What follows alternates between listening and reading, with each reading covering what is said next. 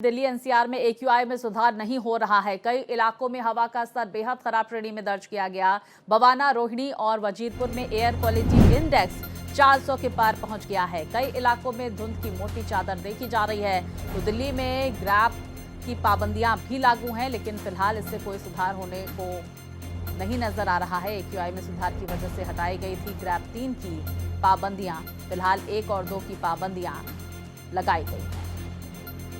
देखिए, एक बार फिर से दिल्ली गैस चैम्बर में तब्दील होती हुई, और ऐसे में देखिए क्या कुछ अलग अलग इलाकों से तस्वीरें आ रही हैं। आप तस्वीरों से अंदाजा लगा सकते हैं, दूर दूर तक विजिबिलिटी काफ़ी कम नज़र आ रही है। धुंध की मोटी चादर नज़र आ रही है।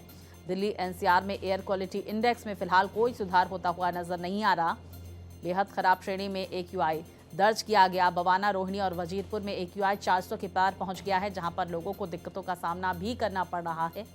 हालांकि दिल्ली में ग्रैब 1 और 2 की पाबंदियां भी लागू हैं। एयर क्वालिटी में सुधार भी बीते दिनों देखा गया, जिसके बाद ग्रैब 3 की पाबंदियां हटाई गई थी।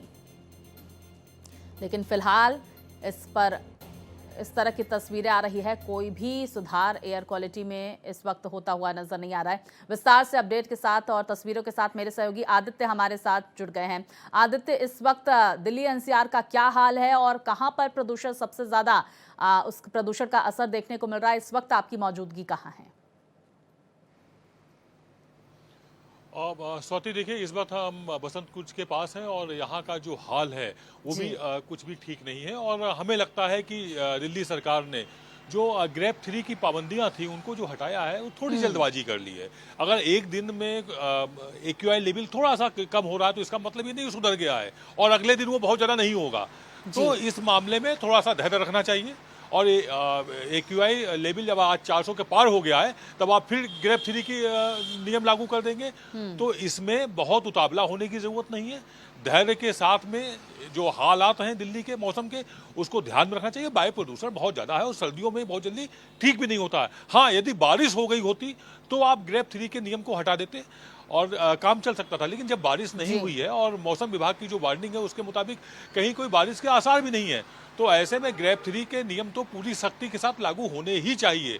अब अगर हालात की बात करें तो गुड़गांव के सबसे बुरे हाल है। वहाँ का जो, अगर हम PM 2.5 की बात करें तो वो भी बहुत ज़्यादा बढ़ा हुआ है। वो लगभग 300 के को क्रॉस कर रहा है। और PM 10 की बात करें तो वो भी ज़्यादा है, 350 के आसपास है। अगर हम दिल्ली में इसी की बात करें PM 2.5 की, तो थोड़ा सा सुधरा हुआ है, वो 200 के आसपास है। और PM 10 जो है वो लगभग 250 को क्रॉस किए हुए हैं।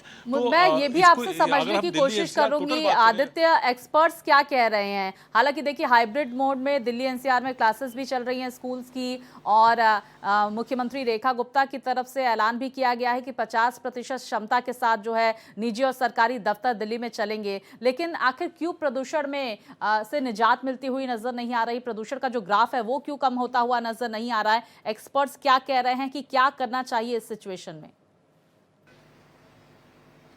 स्वाति, देखिए, जो हालात दिल्ली के हैं, पिछले अगर हम 1 दशक की बात करें या 1.5-2 दशक की बात करें, तो दिल्ली के जो पोल्यूशन है, वायु पोल्यूशन, इतनी जल्दी इतने आसानी से ये खत्म होने वाला नहीं। इसके लिए एक बहुत बड़े मास्टर प्लान की जरूरत है।